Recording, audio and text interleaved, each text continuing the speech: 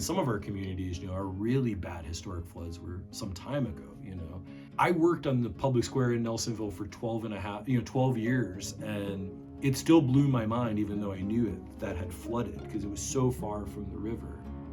So Invisible Ground is a multimedia storytelling and history community project, is sort of a good way to describe it.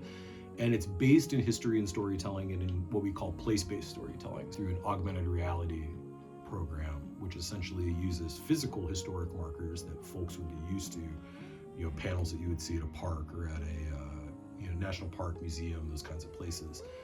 But those act as a starting point to use an app for your smartphone to, at those locations, see historic images with your phone. That's from the 1907 flood. And what's cool is this bridge now, which is behind this image, is not a covered bridge. So you also get these kind of bonuses, right, of these things here. In fact, I think you're standing on an old canal block as well, viewing this. You can see the brick kilns in the distance and the flood coming all the way to where we're standing. I think it brings this sort of urgency.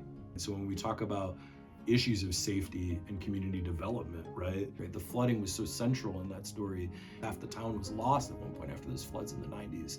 And so to be able to show that, here's what used to be across the street where the park is, here's why it's not there anymore. If you can give the examples and the hard fact of here is why we're doing this, or why and to me, it's like seeing those photos in real life, you're sort of like, oh, this did happen and it can happen. And then when you start to read about those things more or learn about them more, they have a bigger impact, I think, too.